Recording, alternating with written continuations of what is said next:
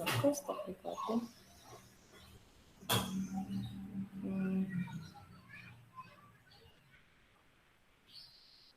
Nggak apa-apa Nasya, sambil rebahan juga nggak apa-apa, sambil ngopi boleh, Ihsan. Kamu ngopi, Lukman. Adinda kenapa nih live meeting nih?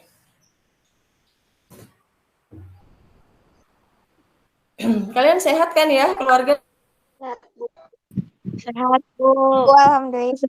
Alhamdulillah, Bu. Alhamdulillah. Sehat, Bu. Alhamdulillah sehat.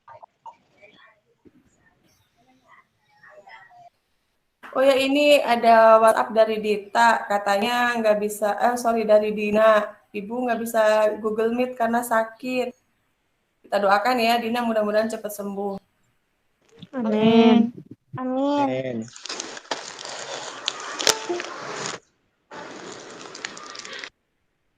Oke, sebentar.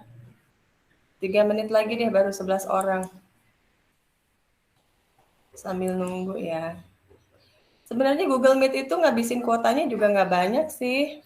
Nggak sampai 1 giga kayaknya. Karena saya belajarnya nggak pernah lama, setengah jam paling, atau 45 menit paling lama. Sedikit, yang penting sasarannya nyampe gitu. Tujuan pembelajarannya nyampe.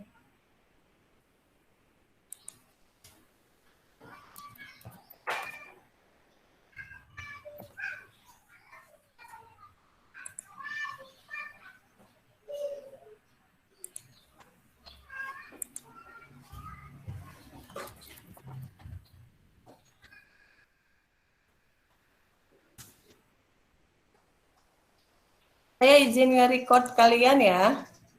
Jadi aktivitas pembelajaran kita di-record. Iya, nanti kelihatan siapa yang aktif di chat, jawab gitu, atau siapa yang mengajukan pertanyaan, itu akan terekam.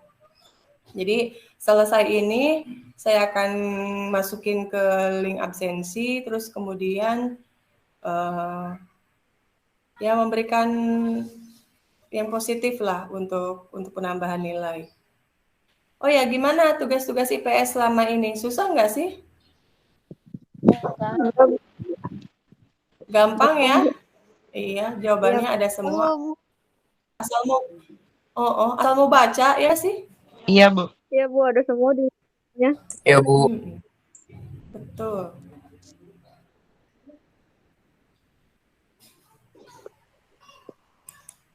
Sebentar, saya uji coba ini dulu nih. Share link, share PowerPoint. Sebentar ya.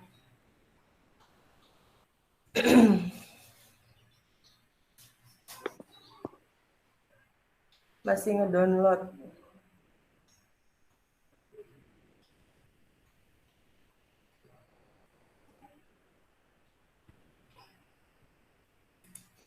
Anak-anak, hari ini tuh kita mau ngebahas tentang interaksi antar ruang, benua Asia, dan benua lainnya.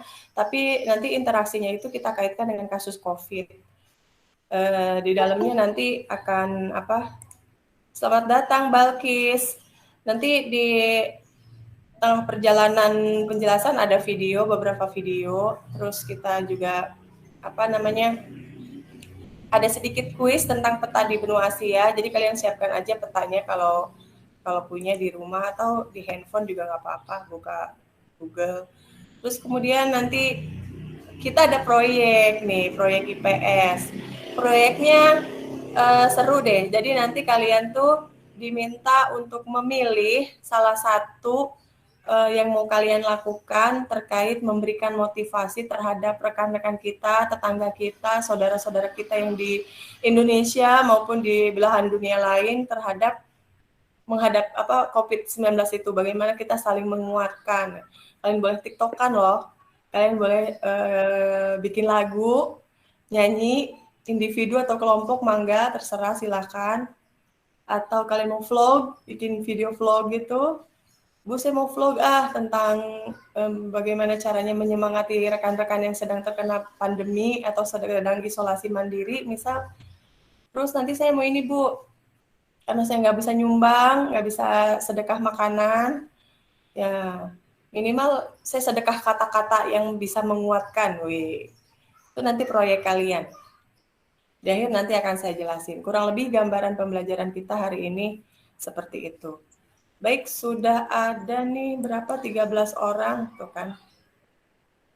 Padahal saya sudah woro-woro ini di grup. Ayo yang lain itu gabung.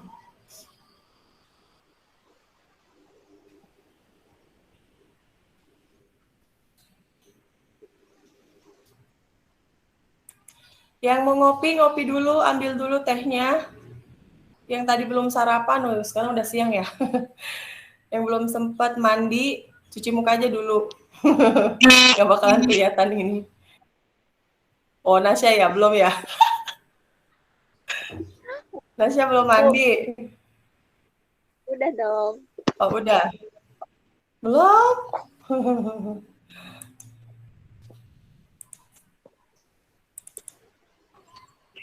Sebentar, saya mau share screen dulu ya, sebentar. Saya cari dulu filenya.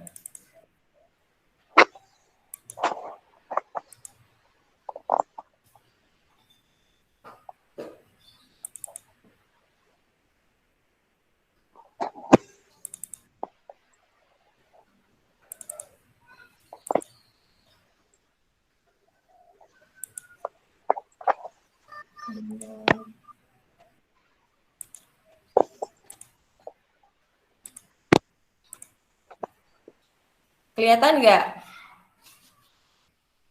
Kelihatan, Bu. Kelihatan, Bu. Kelihatan ya? Kelihatan, Bu. Baik.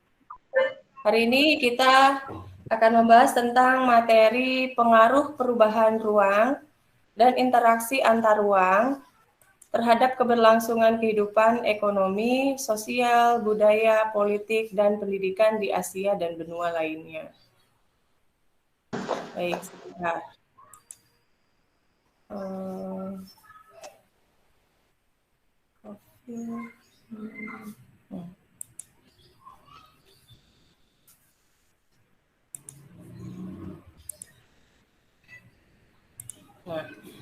apa tujuan pembelajaran kita kali ini? Tujuannya nanti kalian pertama melakukan pengamatan peta untuk menentukan negara-negara di Asia yang memiliki penduduk lebih dari 50%-nya itu tinggal di kota. Dan sisanya negara-negara di Asia yang mayoritas justru kebalikannya, tinggalnya di desa atau kurang dari 50% tinggal di kota, yakni di desa. Terus yang kedua, nanti ada tayangan gambar, kalian nanti mengidentifikasi dampak positif dan negatif interaksi desa kota di benua Asia dan benua lainnya. Terus yang ketiga, nanti ada video, kalian menganalisis pengaruh interaksi keruangan terhadap kehidupan politik dan ekonomi di benua Asia, juga pendidikannya ya, sejak masa pandemi. Terus yang keempat, nanti ada tayangan grafik, kalian bisa menganalisis pengaruh interaksi keruangan sosial budaya dan pendidikan di benua Asia dan benua lainnya pada masa pandemi COVID-19 sejak tahun 2020 dengan kebinekaan global.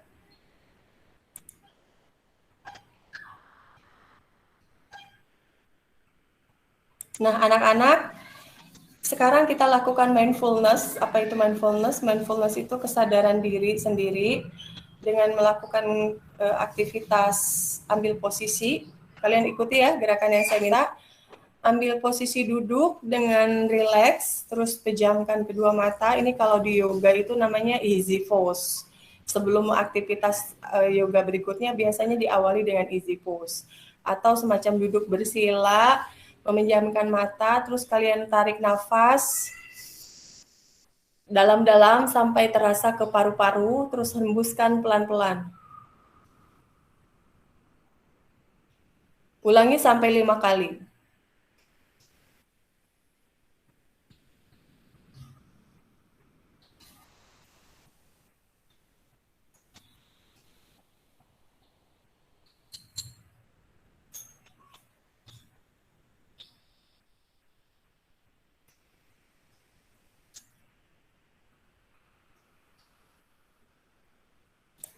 Nah, apa yang kalian rasakan? Boleh di-on-kan mikrofonnya? Di antaranya ada tidak? Merasa apa? bisa menghirup udara segar. Alhamdulillah. Terus Lega. Jadi enggak. lega, Aku mah tenang loh, Bu. lebih tenang. Alhamdulillah. Terus Bersyukurlah. bersyukur. Betul, bersyukur kita masih bisa bernafas. Ada tidak yang jawaban terakhir? Tidak merasakan apa-apa. Tidak merasakan apa-apa. Ya, Hanya Bu. bernafas dan menghela nafas. Oke. Baik. Saya akan lanjutkan. Sebelumnya saya akan menjelaskan dulu kenapa kita melakukan hal tersebut. Tahu tidak kalian, berita-berita di TV ini akhir-akhir ini sering mengeluhkan pasien-pasien penderita COVID di rumah sakit maupun yang sedang dirawat di rumah itu kesulitan tabung gas, tabung oksigen. Pernah dengar?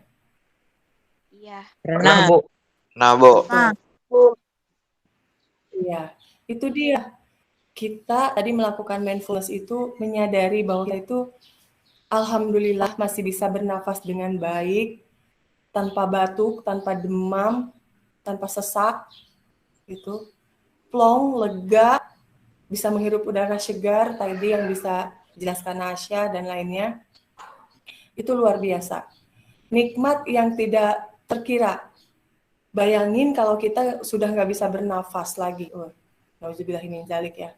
Bahkan tabung oksigen aja satu tabung 200.000 harganya. Itu kalau oksigen kita harus beli, ya Allah. Selama ini kemana aja selama kita bisa bernafas dengan lega tanpa tabung oksigen itu. Oksigen disediakan gratis oleh Allah. Luar biasa. Ketika kita diuji oleh sakit, COVID, rekan-rekan kita merasakan itu. Tidak bisa bernafas dengan lega, batuk-batuk, sesak, betapa tersiksanya. Ini mengingat bahwa apa yang kita alami 5 kali menarik nafas, mengeluarkan nafas itu adalah bagian dari menyadari diri kita sendiri saat ini bahwa lega, saya masih bisa bernafas gitu. Ya, kurang lebih seperti itu. Itu sebagai pembuka saja dari pembelajaran kita hari ini juga melatih kalian untuk fokus ya. Baik, saya lanjutkan share screen-nya. Di sini kesepakatan kelas yang sudah kita awali dari kemarin-kemarin ya, bahwa kita harus biasa mengucapkan salam sebelum masuk kelas maupun di chatting ya. Terus belajar dengan interaktif antara guru dan murid. Jadi bukan cuma saya aja yang ngomong, tapi kalian juga boleh berpendapat, boleh berinteraksi dengan saya, bertanya jawab dan sebagainya. Terus membiasakan untuk menonaktifkan mikrofon saat ada yang berbicara. Tadi kita sudah melakukannya ya. Bagus, itu udah sopan sekali. Lalu meminta izin di chat room jika ada kepentingan. Atau menjawab pertanyaan jika dibutuhkan ya. Saya mengingatkan lagi kembali pekerjaan rumah bagi yang belum mengumpulkan, silahkan konsultasikan jika menemui kendala ya. Bu, saya nggak paham yang ini, Bu, tolong dijelaskan. Oh, enggak. Itu. Saya tidak menutup link yang tersedia di Google Form, kalian bisa mengakses kapanpun, silahkan, monggo memperbaiki jawaban juga silahkan. Jadi itu ajang kalian untuk belajar, merefleksi, dan lain sebagainya. Terus jangan khawatir soal nilai anak-anak, karena ibu itu lebih kepada kualitas kita dalam berinteraksi ya. Satu, kalau misalnya kalian tidak paham, jangan ragu untuk bertanya kepada saya. Terus juga kalian sudah berusaha dengan baik mengumpulkan tugas di tengah pandemi saat ini, di mana belajar dari rumah itu cukup membosankan ya. Terus juga kalian pusing dengan pelajaran yang lain, numpuk tugas dan sebagainya. Saya tidak memaksa kalian harus selesai hari ini, tapi saya selalu memberikan waktu seminggu, 2 minggu, yang penting dikerjakan. Gitu. Ya, seperti itu ya. Oke, berikutnya. Kita akan mulai masuk materi. Ini dia, anak-anak. Saya kasih tayangan video dulu buat kalian ya. Waduh, videonya macet lagi nih. Oke, saya stop share screen dulu ya. Saya akan tayangkan ke kalian video. Sebentar. Di mana ya?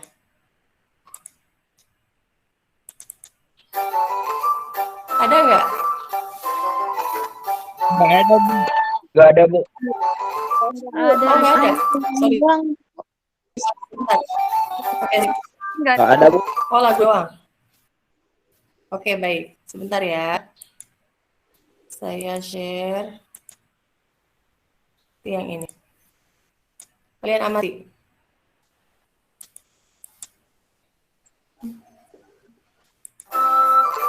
Ada sekarang? Ada. Ada Bu. nggak? Ada. Ada, Bu. Oke, sip. Amati yang warna-warna merahnya.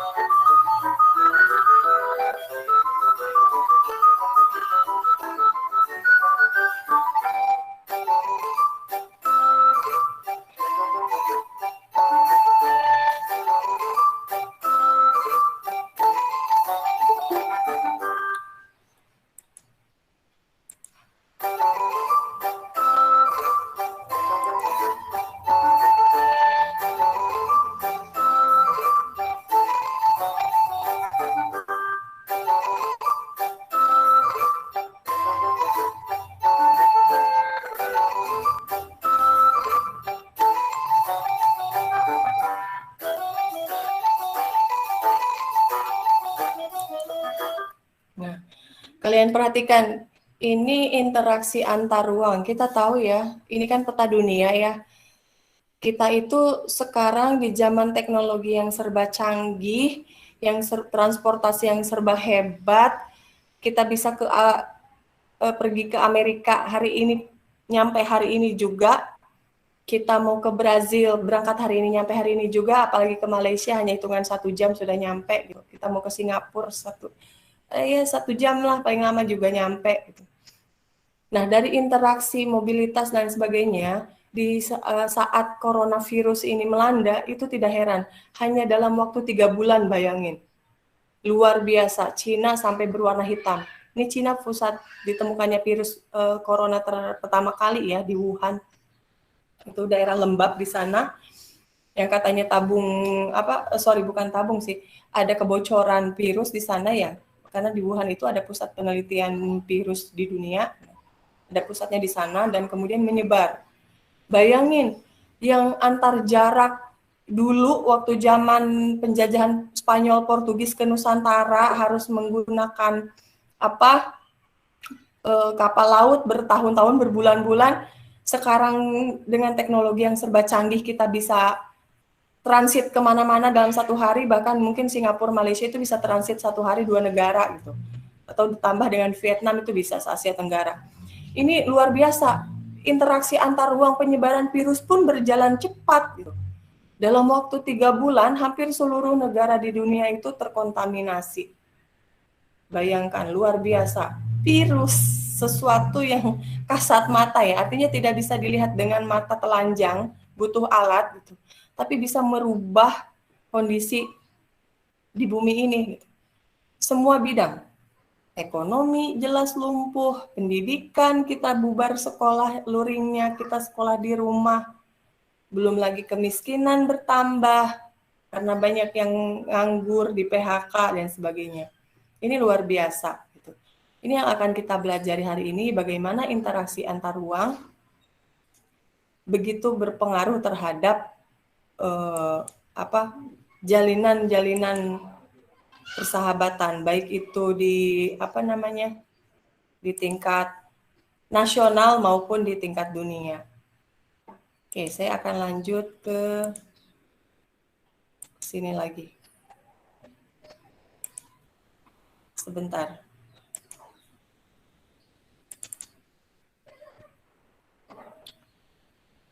Saya share screen lagi ya.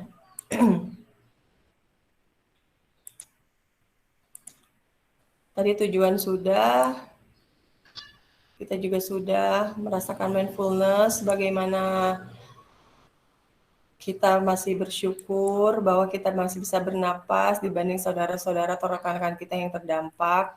Kita juga sudah menyepakati kesepakatan kelas. Lalu kita juga sudah melihat tayangan betapa interaksi antar ruang virus corona itu sangat cepat. Nah, apa sih interaksi antar ruang yang tadi saya bicarakan? Kalian silakan dibaca di handphonenya atau di laptopnya di rumah, bahwa interaksi ke ruangan adalah konsep yang memberikan gambaran mengenai adanya kondisi saling mempengaruhi dan ketergantungan antar komponen ruang muka bumi, baik antara faktor alami, faktor alam dengan manusia, alam dengan kondisi sosial budaya, maupun antar faktor sosial. Satu contoh sederhana tadi, virus di Wuhan bisa menyebar ke berbagai negara. Bagaimana itu caranya? Artinya kan ada kondisi saling ketergantungan, ada kondisi saling mempengaruhi antara satu wilayah dengan wilayah yang lain. Dulu misalnya ketika zaman Krakatau meletus, Krakataunya ada di Pulau Jawa, tapi dampaknya tahun 1800 sekian itu asap panas wedus gembel ya kalau bahasa Jawa tuh, bisa mengubah iklim dunia gitu. Wedus gembelnya itu asap panasnya itu disebutnya gelombang panas yang dibawa awan dari hasil letusan erupsi Gunung Krakatau itu bisa sampai ke Australia, sampai ke Eropa, sampai ke mancanegara. Gila. Bayangin, gunung di bawah laut ketika meletus bisa merubah iklim dunia. Luar biasa, sampai ketika Inggris dengan Jerman berperang pada Perang Dunia I pun terpengaruh dengan itu gitu. Sampai Napoleon Bonaparte kalah gara-gara dia salah membaca kondisi situasi ketika peperangan saat itu. Jadi virus yang tidak kasat mata ini pun ternyata bisa sampai mempengaruhi dunia gitu. Dari interaksi kita tidak bisa saling berkomunikasi secara langsung, bisa pun terbatas, harus jaga jarak, pakai masker, tidak leluasa ngobrol, tidak bisa melihat ekspresi wajah dengan lengkap dan sebagainya. Belum lagi mempengaruhi ekonomi dan sebagainya. Ini hanya dari virus saja, subhanallah ya. Allah menciptakan makhluknya itu luar biasa. Nah, di sini yang akan kita bahas itu ada dua. Yang pertama, bagaimana pengaruh interaksi keruangan antar desa dengan kota.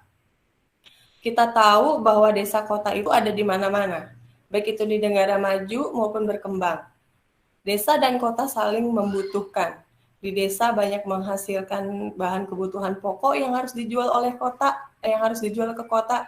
Kota membelinya dan untuk menghidupi kehidupan masyarakat di desa dan seterusnya, saling berkait satu sama lain. Itu terjadi karena adanya alih fungsi lahan yang terjadi di seluruh benua di bumi ini, baik benua Asia, Australia, Amerika, Afrika, dan Eropa. Nah, alih fungsi lahan tersebut berupa pengalihan lahan pertanian menjadi perkotaan. Akhirnya apa? Akhirnya banyak sekali masyarakat di belahan bumi itu yang krisis pangan, akan menuju ke krisis pangan, termasuk Indonesia. Kalau lahan sawah, tanaman-tanaman padi, jagung, ketela pohon, ketela ubi rambat, dan sebagainya, disulap menjadi mall, disulap menjadi perumahan, menjadi tempat bermain. Kita makan apa? Kurang lebih seperti itu. Nah, ini berpengaruh terhadap kondisi dunia. Kita sekarang saling membantu satu sama lain di keadaan COVID-19. Kita saling membeli vaksin dan seterusnya. Siapa yang bisa memproduksi vaksin duluan, siapa yang sudah uji cobanya betul-betul layak digunakan. Akhirnya kita kan impor vaksin ya, AstraZeneca atau yang lainnya gitu. Apalagi sekarang varian Delta katanya lebih ganas ya dibanding dengan virus COVID-19 yang di awal sebelum mutasi. Jadi seperti itu.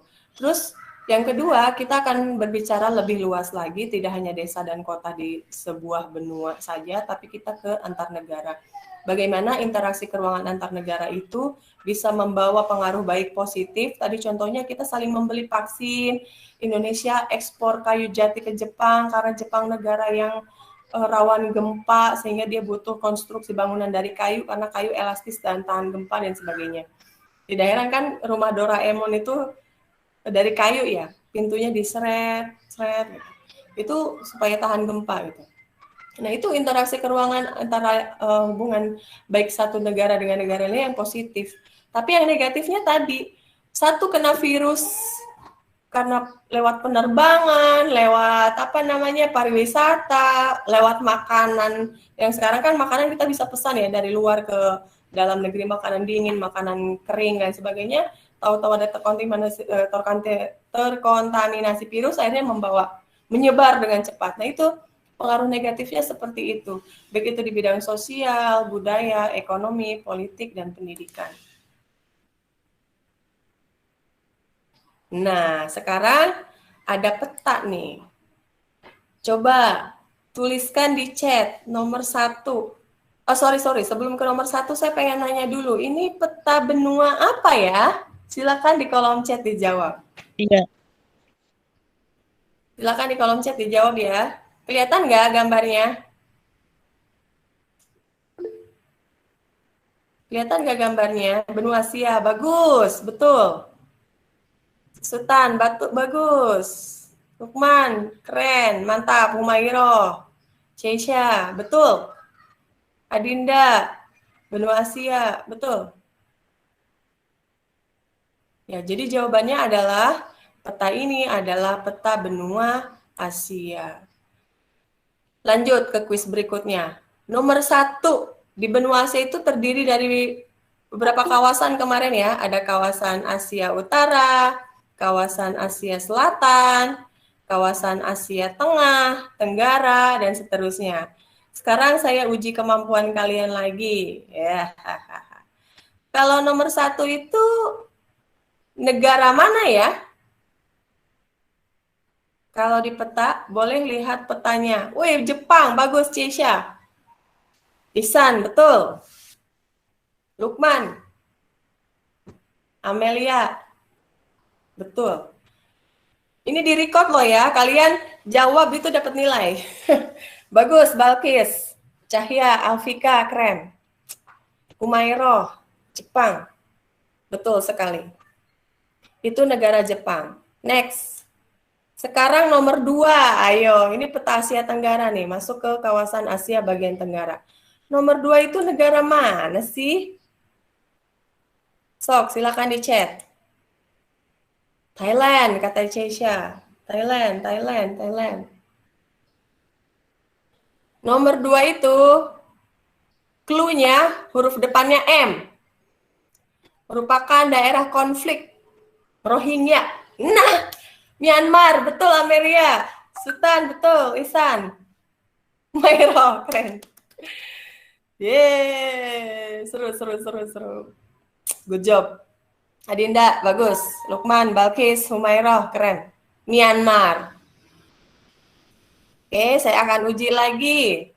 Nomor 3. Eng. Tempat orang melakukan ibadah haji. Salah satunya, kota yang terkenalnya Mekah. Ya, betul. Arab Saudi. Sultan, betul.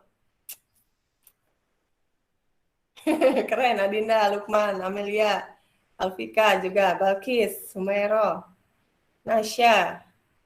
Betul ya. Oke.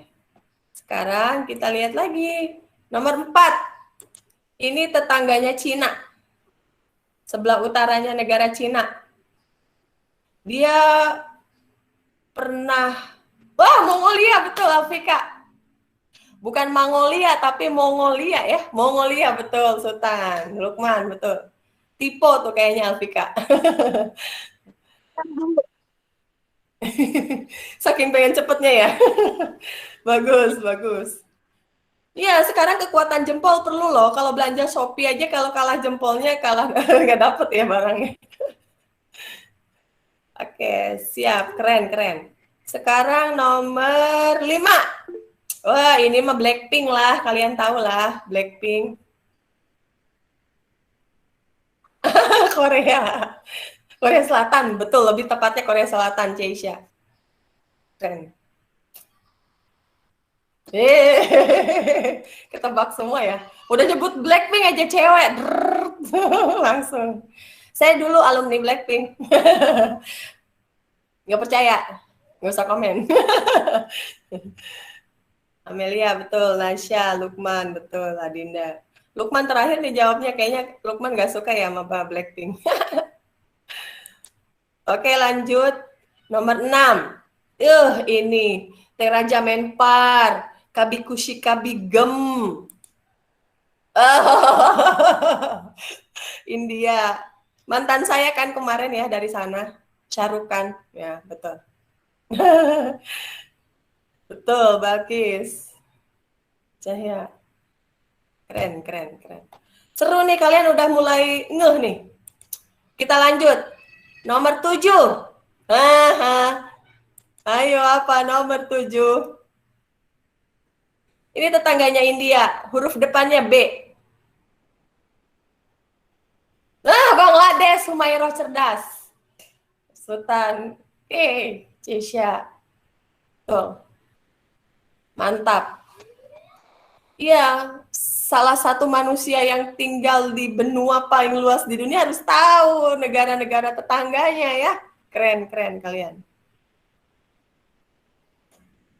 Sekarang nomor 8. Masih Asia Tenggara nih. Tadi tuh di awal tuh. Ada yang nebak salah satu negara yang belum sempat dijajah, Thailand. Betul, tanah merdeka. Saya sudah jelaskan ya, salah satu negara di Thailand, di Asia Tenggara itu waktu kelas 8. Salah satu negara yang belum sempat dijajah. Kayaknya disebutnya Thailand, negara merdeka. Bagus, Balkis, Cahya, Nasya, Ceisha juga udah jawab. Next, nomor 9. Aha, negara manakah itu? Dia punya minyak. Disebutnya negara petrodolar. Huruf depannya Brunei Darussalam. Benar, Brunei Darussalam.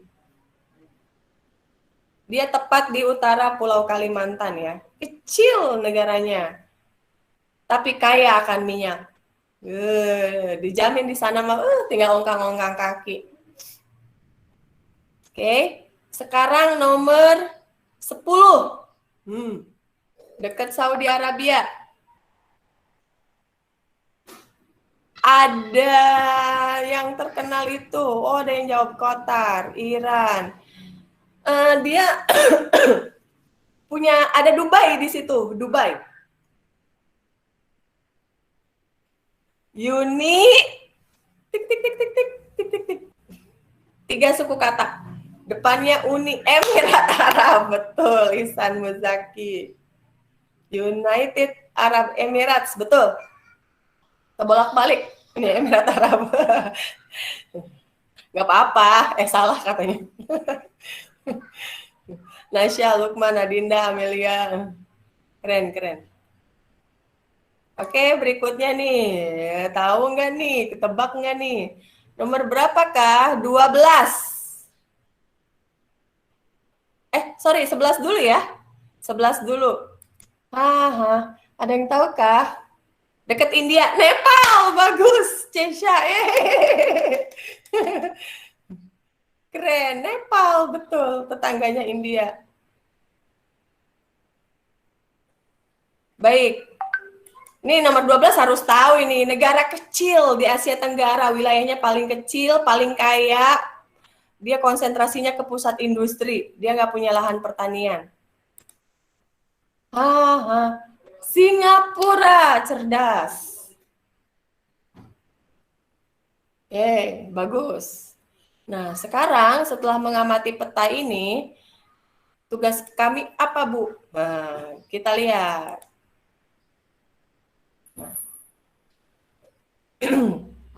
kalian tadi sudah menyebutkan negara-negara di benua Asia ya, yang mendiami benua Asia.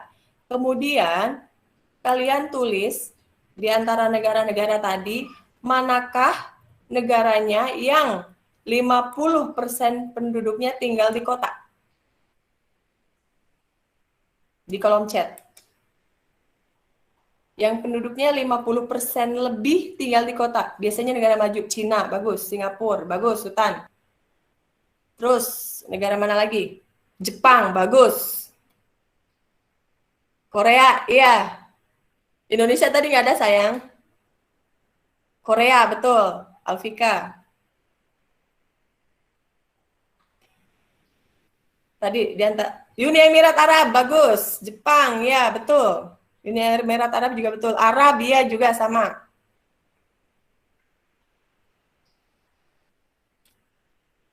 Oke.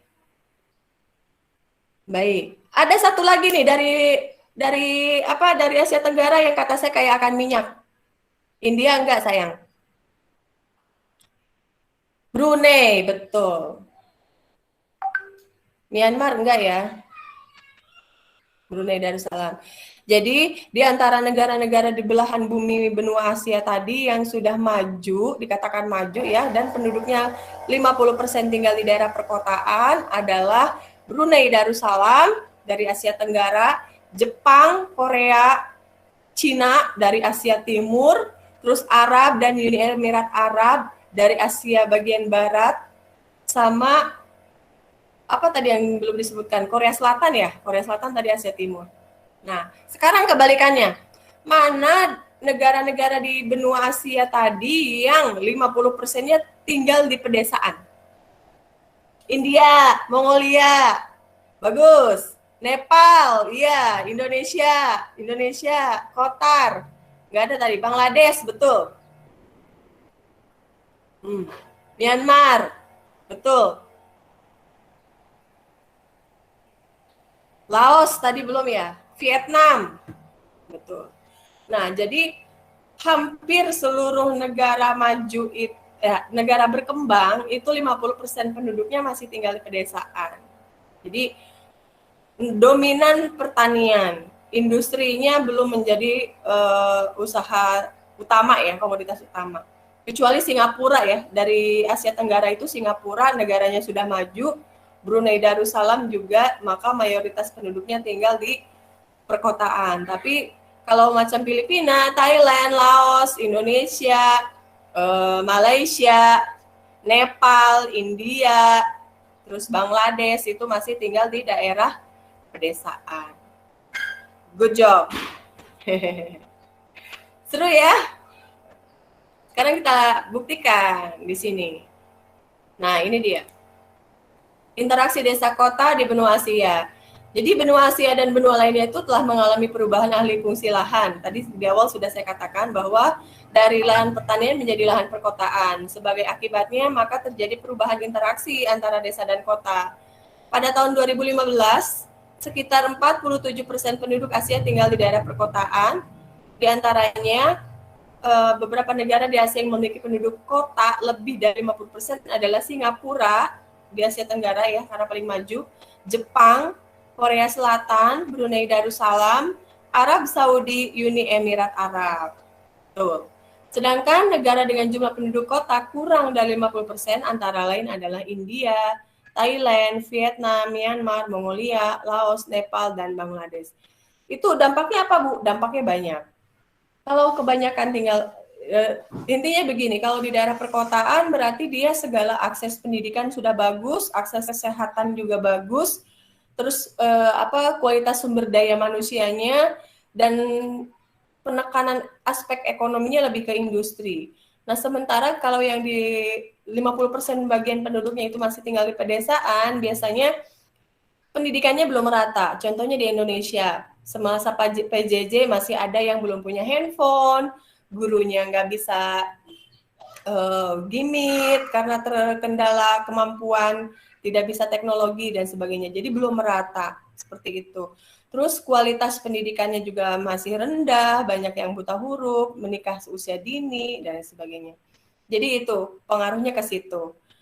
Tapi apakah negara-negara yang penduduknya tinggal di kota itu lebih hebat? Belum tentu. Singapura, dia nggak punya lahan pertanian, otomatis apa dia? Harus impor bahan pangannya. Jadi seperti itu. Nah, adanya interaksi antara desa kota di benua Asia itu saling membantu satu sama lain. Di mana yang banyak di desa bisa mengekspor hasil pertaniannya ke penduduk yang ada di kota. Yang ada di kota bisa mengekspor teknologi-teknologi canggih ke negara-negara yang masih tertinggal, yang mayoritas penduduknya masih di daerah pedesaan. Begitu ya penjelasannya. Sampai di sini ada yang mau bertanya dulu? Atau sudah paham? Bisa mengikuti? Halo? Paham. Kira-kira penjelasan saya bisa dipahami nggak? Paham, Bu. Paham, Bu. Bisa, Bu. Paham ya? Bisa. Bisa, Bu. Bisa, Bu. Oke, alhamdulillah. Kalau gitu lanjut ya. Oh, tadi siapa nih? Ada yang masuk lagi nih? Nggak ada. Oke, baik. Kita lanjut. Oh, ini dia. Ada foto siapakah itu? Cewek pasti tahu deh. Coba di kolom chat. Blackpink. Blackpink. Bu. Oh, Blackpink. Blackpink. Iya, saya alumni itu, alumni Blackpink. Sampai sekarang, Bu. Sekarang mah anaknya udah banyak.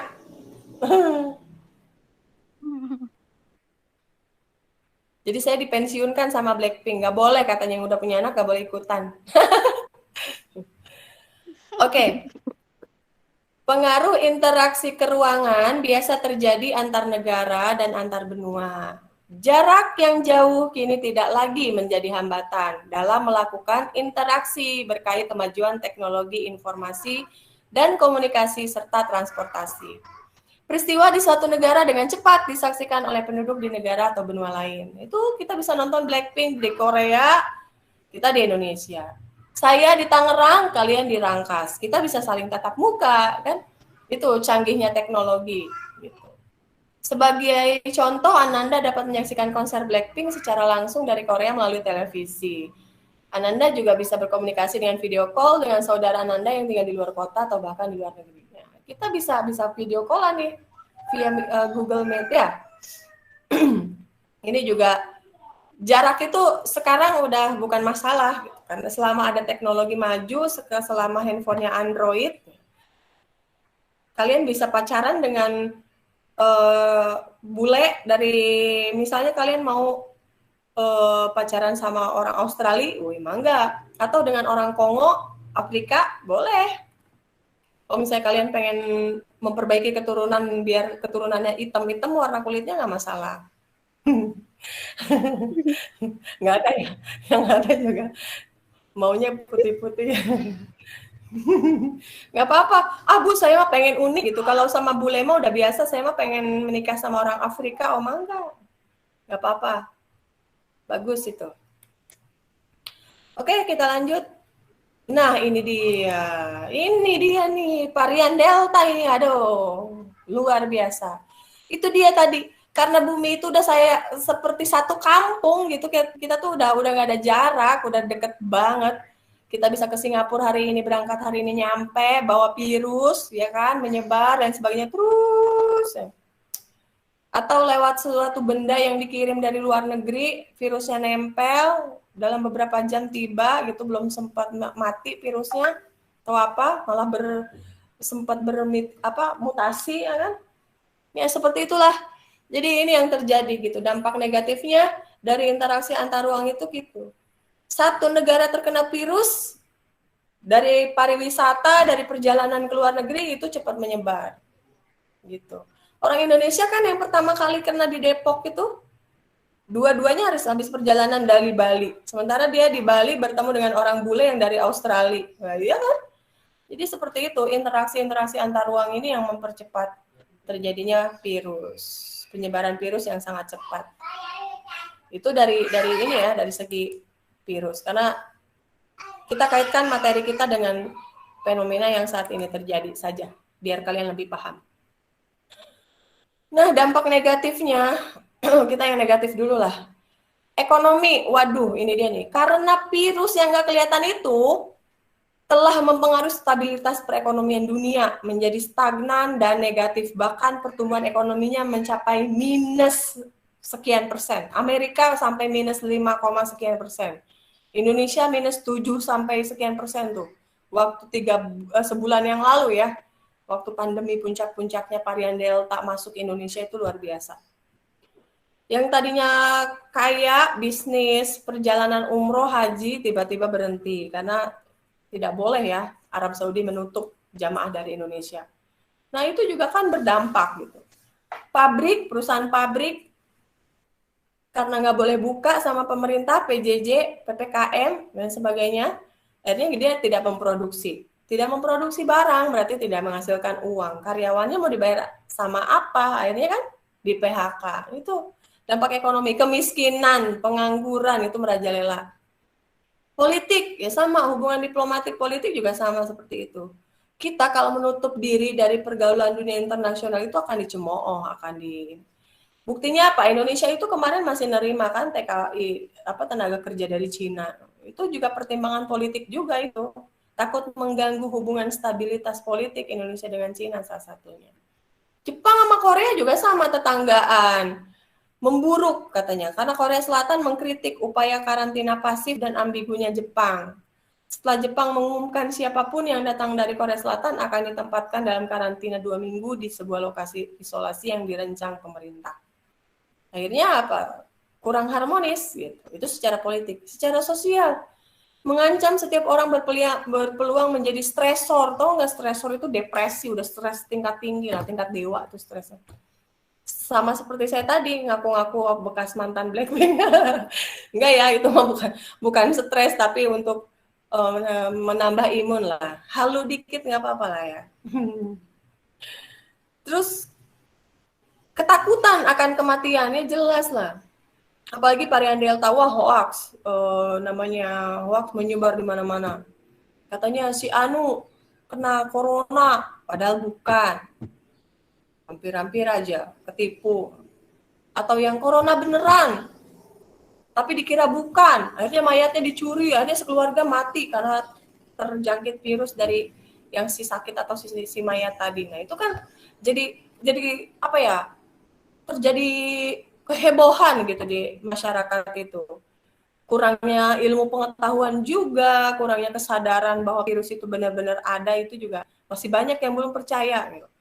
Saya sampai berpikir ya Allah, harus berapa ribu orang lagi yang jatuh korban baru orang-orang tuh percaya gitu. Luar biasa ini virus.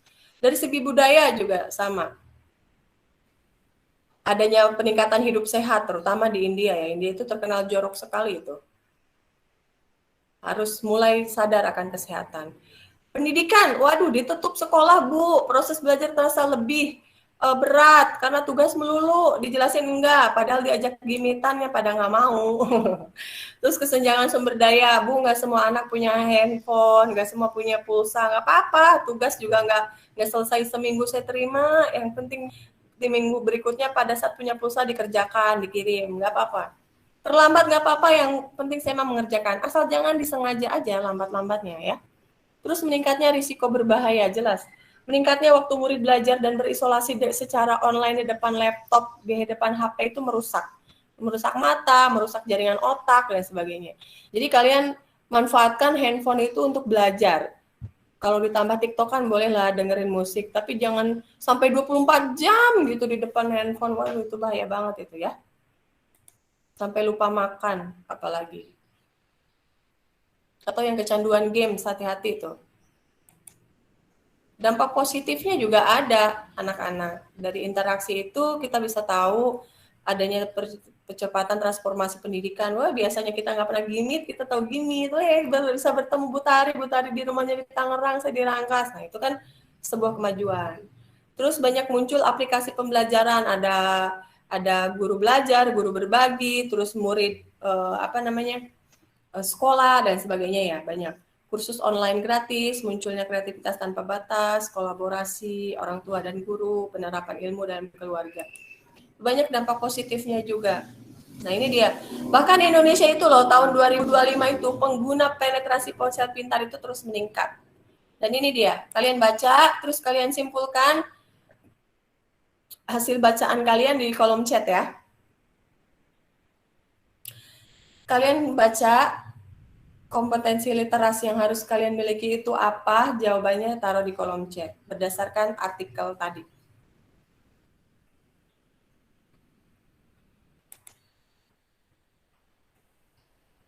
Mangga, apa sih kesimpulannya dari artikel yang kalian baca? Sudah saya share ya, kebaca ya. Silakan ditulis di kolom chat.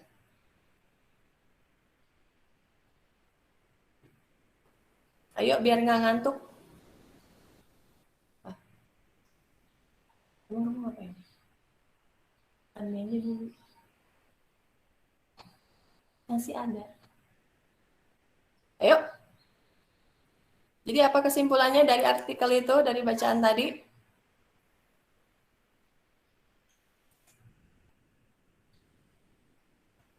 Jadi 6 literasi dasar yang harus dimiliki apa yo sama kalian? Betul. 6 literasi dasar yang harus diketahui. Apa saja itu? Ayo. Betul Sultan Arsy.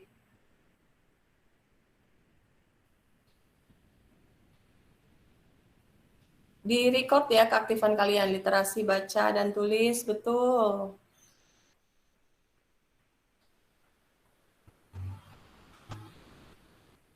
Selain literasi baca dan tulis, literasi sainsnya juga. Jadi kalian harus kepoin tuh, numerasi, digital, betul.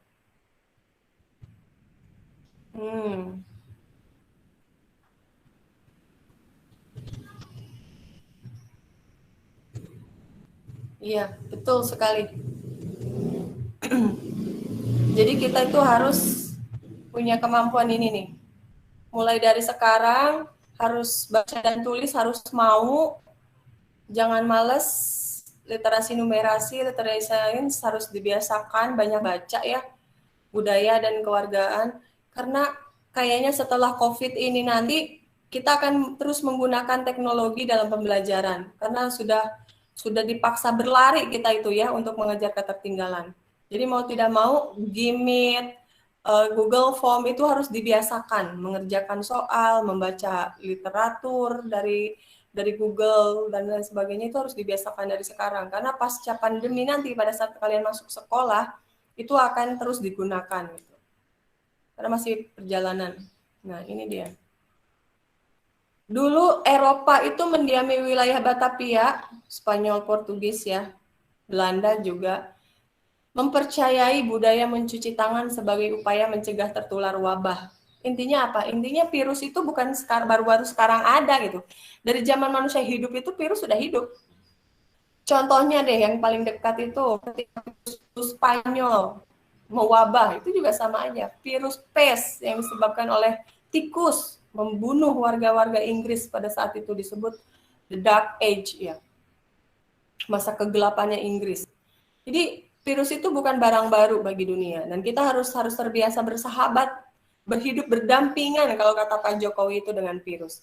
Kita harus tetap hidup bersih dan sebagainya. Kalau tidak percaya sama virus berarti ya gimana ya? Aneh gitu karena virus itu dari zaman Nabi Adam pun udah ada. Nah ini dia, berlomba melawan waktu. Peralihan ke pendidikan online telah mengganggu jadwal semua orang. Manajemen waktu merupakan tantangan utama yang harus dihadapi para pelajar. Jadi intinya kalian tetap harus hidup biar normal terus, banyak baca, happy itu penting. Kalian masih anak-anak, harus ada waktu untuk bermain. Jangan terus di depan laptop, jangan terus di depan HP. Apapun selama membantu orang tua, beres-beres kamar gitu. Itu untuk menghilangkan stresor ya. Jangan sampai stresor ya, kalian. Harus bisa memanage waktu. Tugas jangan ditumpuk dan sebagainya. Lakukan secara pelan-pelan, santai, bisa kerjasama dengan teman biar nggak stres ya, bisa tanya-tanya, bisa kalian bekerja sama boleh lah, nggak apa-apa, nyontek juga nggak masalah, yang penting ngerti. Oke, sampai di sini ada yang mau ditanyakan? Kalau nggak ada, ini tadi proyek yang ya, ada yang mau bertanya?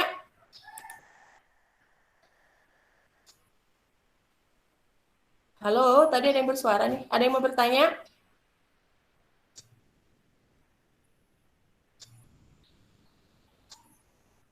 Tidak ada? Oke, kalau tidak ada saya lanjutkan. Ini tugasnya yang tadi saya terangkan kepada kalian. Supaya pembelajaran kita bermakna hari ini, saya ingin melatih empati kalian terhadap orang-orang yang terdampak corona. Kali ya, tidak mengerjakan ketiga-tiganya. Kalian boleh membuat quotes penyemangat. Baik itu disampaikan secara tertulis, kalian tulis di kertas folio atau ditulis di kertas gambar penyemangat untuk penderita COVID-19 di Indonesia maupun di belahan dunia lainnya. Kalian tulis yang bagus, kalian foto, kirim ke saya. Mangga, nanti saya akan share di Instagram, share di Line, di media sosial lainnya oleh saya nanti. Mereka yang mengalami COVID-19 ini tidak merasa sendirian. Ada kita yang menyemangati, meskipun kita tidak bisa membantu secara material, kita tidak bisa membantu mengirimkan makanan buat mereka barangkali, tapi kita bisa membantu dengan quotes. Kalian boleh kata-kata yang bisa menyemangati mereka. Boleh ditulis di kartu. Bu, saya mau di lagu sama teman-teman. Lebih hebat lagi. Bu, saya bisa bikin puisi. Mangga. Bu, saya mau TikTokan sekalian show up. Boleh, silakan. Kalian boleh menggunakan media apapun untuk membuat quotes. Bu, saya mau desain grafis aja karena saya suka menggambar. Keren banget, saya akan hargai itu. Ya, atau Bu, saya suka vlog. Mangga, mau di vlog juga. Nggak apa-apa, intinya adalah yuk kita sama-sama berbuat sesuatu yang positif buat rekan, sahabat, saudara kita yang berada jauh di sana atau di tetangga kita sendiri, bahwa mereka nggak sendiri. Ada kita yang menemani mereka. Ayo kita semangati mereka dengan kata-kata yang hebat, dengan gambar yang bagus, misalnya jangan takut kekurangan tabung gas atau tabung oksigen saya punya di rumah, saya mau nyumbang, boleh. Jangan takut kelaparan, saya akan menyumbang tiap hari Jumat, mengirimi makanan, nasi, sambal, lauk asin, sayur. Hebat. Gimana? Seru nggak tugas proyeknya? Bisa dipahami? Seru. Saya tunggu karya kalian. Pasti hebat-hebat. Saya pengen kalian ungkapkan itu semua. Mari kita bantu semangati teman-teman. Nggak susah kan? Tugasnya nggak susah, nggak ribet? Nggak. Silakan kalian berkreasi ya. Pokoknya saya pengen kalian berbuat sehebat mungkin untuk menyemangati saudara-saudara kita yang terdampak. Oke, terakhir dari saya pengen tahu kalian perasaannya setelah belajar hari ini tuh apa. Nah, silakan tulis di kolom chat. Apakah kalian happy, excited, confident, worried, khawatir, atau sedih, atau malah bingung, atau bosan? Silakan. Atau malah marah. Mudah-mudahan sih gak ada yang marah. Wah, ini siapa nih? Zaskia. Zaskia, selamat datang. Kita udah mau udahan, tapi nggak apa-apa. Tugasnya adalah Zaskia nanti bikin sebuah quotes penyemangat. Boleh pakai TikTok, boleh pakai kertas gambar sederhana penyemangat teman kita yang terdampak COVID. Boleh, nak? Ya, itu tugasnya. Sederhana, tapi kita bisa berbuat sesuatu buat rekan-rekan yang lain. Wah, alhamdulillah kalian excited ya sama pembelajaran hari ini. Seneng banget, seru, mudah dipahami. Alhamdulillah. Sangat mengedukasi saya dan senang. Alhamdulillah, makasih. Syifa, selamat datang. Gak apa-apa ya, tadi terlambat ya. Syifa, Dan semuanya yang hari ini tidak bisa Gmeet, nggak apa-apa, nanti akan saya share PowerPoint-nya. Nanti kalian pelajari dari PowerPoint itu ya, tugasnya juga. Oke, sudah zuhur, waktunya sholat. Saya akhiri sampai di sini. Semoga kalian sehat, happy, mengerjakan tugasnya slow aja, jangan takut terlambat. Saya masih terima kapanpun kalian. Tapi yang pasti kalian hebat. Kalian harus semangat untuk berbuat kebaikan buat orang lain. Saya tunggu kreativitasnya ya. Sampai ketemu. Iya, Bu. Ya, Bu. Assalamualaikum. Kesehatan. Waalaikumsalam. Salam buat kalian. Iya, Bu. Silakan live ya. Ada. Assalamualaikum. Waalaikumsalam.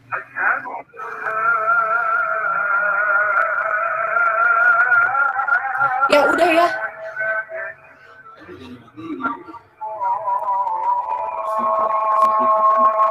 Mana stop recordnya?